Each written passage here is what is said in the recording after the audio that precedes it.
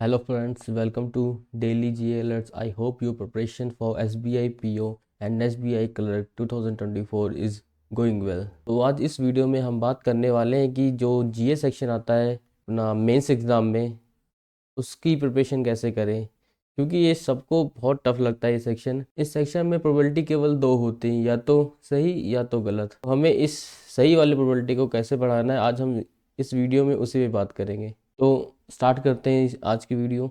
और एक बात, जब आप एग्ज़ाम देने जाते हैं तो एग्ज़ाम स्टार्ट होने से पहले जो इंस्ट्रक्शन आती हैं आपके पीसी पे, स्क्रीन पे जो इंस्ट्रक्शंस आती हैं, तो उसे आप ना एक बार गो थ्रू ज़रूर हो जाया करिए। क्योंकि चलो आपको पता तो होता है कि मतलब कैसे एग्ज़ाम है, कितने मार्क्स, कितने क्वेश्चन होंगे और इसकी नेगेटिव मार्किंग क्या है। पर एक बार जब आप उसे रीड करेंगे तो आपका माइंड जो होगा ना, रीडिंग की हैबिट बना लेगा उस 5 मिनट में या 10 मिनट में जो भी आप देंगे पढ़ने के लिए। तो आपको जब एग्ज़ाम स्टार्ट होगा, एक्चुअल एग्ज़ाम स्टार्ट होगा, तो आपको ज़ीरो से नहीं स्टार्ट करना पड़ेगा, क्योंकि आपका जो माइंड होगा उसने रीडिंग स्टार्ट कर दी थी पहले ही। तो इसका बेनिफिट आपको मिलेगा, हमेशा ही मिलेगा। तो जब आप बैठते हैं तो कैंडिडेट जो आपके आसपास होते हैं उनसे बात करने से बढ़िया है कि आप इंस्ट्रक्शन को 2-3 बार गो थ्रू हो जाए।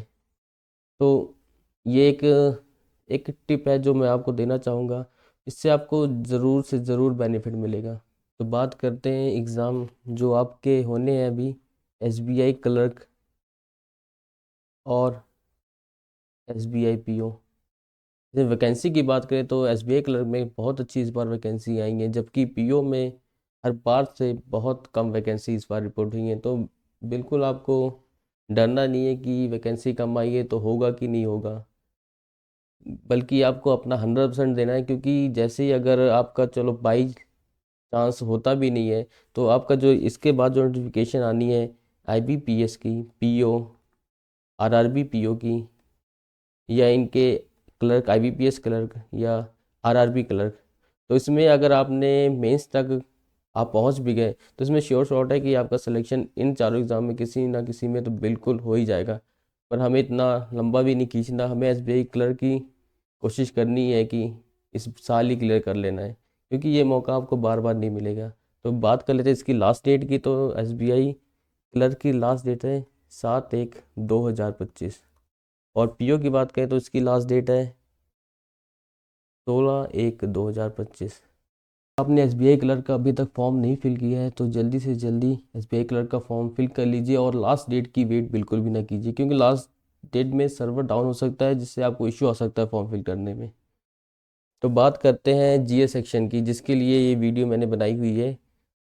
तो एसबीआई क्लर्क में जो जीए के क्वेश्चन आएंगे वो आएंगे आपको 50 क्वेश्चन आएंगे, 50 मार्क्स के आएंगे, और आपको 35 मिनट में करना होगा। अगर बात करें पीओ की, तो इसमें आएंगे आपको 60 क्वेश्चन आएंगे, 60 मार्क्स के आएंगे, और ये आपको करना होगा 45 मिनट्स में।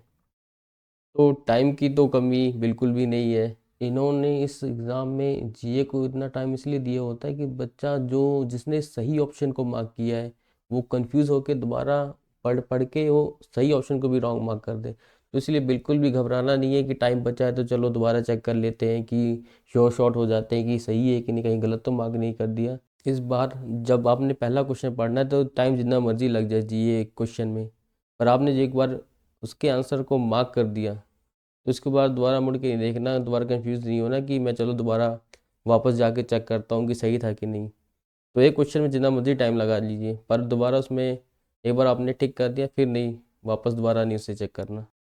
और अगर आपको 4 ऑप्शन जो दिए होते हैं, अगर आप उसमें से दो में डाउट है आपको कि ये सही है या ये सही है, तो आपको चांस लेना चाहिए। अगर आपको 3 में डाउट है कि ये भी सही हो सकता है, ये भी सही, ये भी सही, तो आप बिल्कुल भी चांस मत लीजिए। जब 1 या 2 में डाउट है तभी चांस लेना, 1, 2, 3 में बिल्कुल भी नहीं लेना। तो ये चीज़ आपको बिल्कुल फॉलो करनी है वहाँ पे एग्ज़ाम में।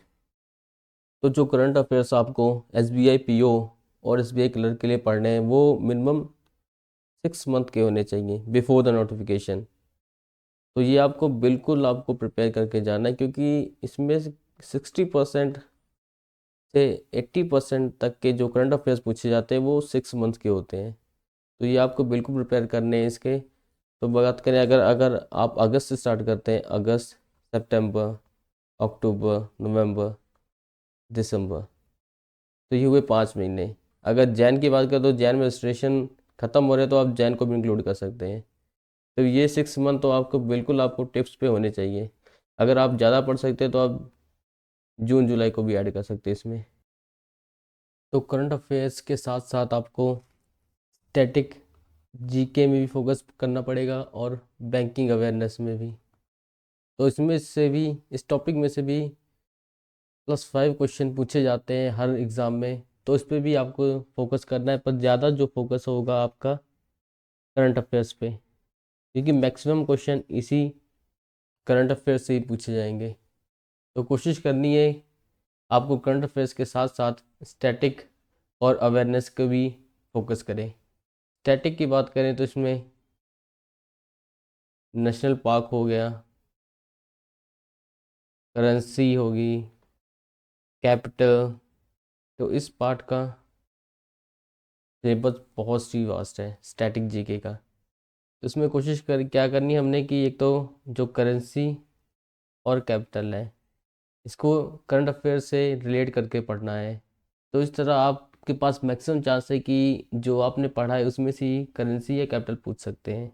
बाकी नेशनल पार्क हो गया, हेडक्वार्टर्स हो गए, टैगलाइन हो गए, ये आपको रिवाइज करने पड़ेंगे और इसके क्विज सॉल्व करते रहना है स्टैटिक जीके के। और बैंकिंग अवेयरनेस की बात करें तो आपको कहीं भी पीडीएफ मिल जाएगी बैंकिंग अवेयरनेस की, तो आपको उसमें से ये सारा पढ़ना है। कासा क्या होता है, current account, saving account, IFSC code में कितने डिजिट्स होते हैं, यूपीआई की फुल फॉर्म, क्या लिमिट है यूपीआई में पैसे सेंड करने की एक दिन की, तो ये सब आपको बैंकिंग अवेयरनेस वाली पीडीएफ में मिल जाएगी। तो आपने वहाँ से ये सारा कुछ पढ़ लेना है, बैंकिंग अवेयरनेस वाला पार्ट। अगर बात करें पढ़ना कहाँ से, तो बहुत सी साइट है, जैसे अड्डा 247 हो गया, अफेयर्स क्लाउड हो गया, गाइडली हो गया, और भी बहुत साइट्स हैं जहाँ से आप मंथली करंट अफेयर्स डाउनलोड कर सकते हैं और उसे गो थ्रू हो सकते हैं। तो आपने क्या करना है, पहले जैसे आपने अगस्त का पढ़ लिया मंथली करंट अफेयर्स, तो उसके फिर आपको क्विज सॉल्व करने हैं उस मंथ के। अगर आपको लगे कि हाँ आप रिकॉल कर पा रहे हो सारे क्वेश्चंस को, अब आपके 8/10 आ रहे हैं, तो आपको ज़्यादा रिवीजन की ज़रूरत नहीं है, आप एग्ज़ाम से पहले एक बार गो थ्रू हो सकते हैं। अगर आपको मंथली पढ़ने के बाद भी आपके 2/10 आ रहे हैं, तो आपको दोबारा रीड करने की ज़रूरत पड़ेगी उस मंथली करंट अफेयर्स को। तो जब तक आपके मार्क्स 6/10 या अबव नहीं आ जाते, तो आपको तब तक थोड़ा रिवाइज करना पड़ेगा। ये नहीं कि आप फिर उसे ही रिवाइज करते रहेंगे, जब तक 6/10 नहीं आ जाए तब तक पढ़ते रहेंगे। बस कोशिश करनी है कि एक बार पढ़ें पर बढ़िया पढ़ें। तो ऐसे करके आपने सारे मंथ के क्विज़ को पढ़ लेने हैं। और बात करें इस चैनल पे, तो मैं इस चैनल पे शॉर्ट्स डालता हूँ, मोस्ट इम्पॉर्टेंट क्वेश्चन जो मुझे लगते हैं जो पेपर में पूछे जा सकते हैं, उसके शॉर्ट्स डालता हूँ। उसमें आपको आंसर भी प्रोवाइड करता हूँ मैं, और उसके साथ उसमें प्रोवाइड करता हूँ पॉइंट्स टू रिमेंबर। इसमें मैं थोड़ा सी डिटेल बता देता हूँ कि इसका आंसर इसलिए है और ये न्यूज़ में क्यों है। तो आपको वो शॉर्ट्स देख लेने हैं। मैं सितंबर से लेके दिसंबर तक पहले डालूंगा, उसके बाद फिर मैं जून, जुलाई, अगस्त इसके भी डालने की कोशिश करूँगा। तो आपने क्या करना है, फ्री टाइम में जब भी आप फ्री हो, आप रील्स देखने की बजाय शॉर्ट्स देख लीजिए इस चैनल पे, जो आपको बहुत हेल्पफुल होंगे। और ट्राई करिए पॉज करके आंसर देखने से पहले उस शॉर्ट्स पे कमेंट कर दीजिए आंसर, या अपने मन में ही सोचिए कि इस शॉर्ट्स का आंसर क्या होगा। तो नेक्स्ट स्लाइड में आपको आंसर भी मिल जाएगा, जिससे आपको कॉन्फिडेंस भी बिल्ड होगा कि हाँ मैंने सही जवाब दिया था। तो ऐसे करके भी आप प्रिपेयर कर सकते हैं। और ये जो क्वेश्चन मैं डाल रहा हूँ, ये एग्ज़ाम के नज़रिए से बहुत ही इम्पोर्टेंट क्वेश्चन है, इसलिए फ्री टाइम में जब भी आपको फ्री मिले तो आप मेरे शॉर्ट्स ज़रूर दे सकते हैं, आपको बहुत हेल्पफुल होगी। और जो बच्चे जीए से डरते हैं, जीए सेक्शन से, कि नहीं बहुत पढ़ना पड़ता, सिलेबस बहुत ज़्यादा है, तो आज के टाइम में जीए ही आपको सिलेक्शन दिलाएगा, जीए ही आपको मेरिट दिलाएगा। क्योंकि मैथ और रीजनिंग के जितनी मर्जी आप प्रैक्टिस कर लो, वहाँ पे मार्क्स जो आएंगे वो आपके लाइक करेंगे 10 या 20, 10 या 20। इससे ज़्यादा अगर आप आ गए तो आप बहुत ही मतलब आप इंटेलिजेंट होंगे या आपने बहुत ही हार्ड वर्क किया होगा इन दो सब्जेक्ट्स में। इससे ज़्यादा मार्क्स लेने वाले स्टूडेंट का परसेंटेज 10% ही होता है। तो अभी तक मैंने जो इस वीडियो में आपको बताया है, अगर आपने ये चीज़ें फॉलो कर ली तो आपको SBI क्लर्क में 30+ स्कोर और PO में 40+ स्कोर ईज़िली अचीव कर सकते हैं। और ये स्कोर ईज़िली आपको उन 5% कैंडिडेट में ला सकते हैं जिनका नाम आप मेरिट लिस्ट में देख सकते हैं।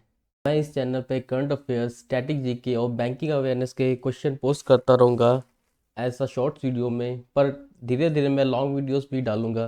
तो इसलिए इस चैनल को सब्सक्राइब कर लें ताकि जब मैं कोई नई वीडियो पोस्ट करूँ तो आपको तुरंत ही अपडेट मिल जाए। So best of luck for SBI clerk and SBI PO. Thank you.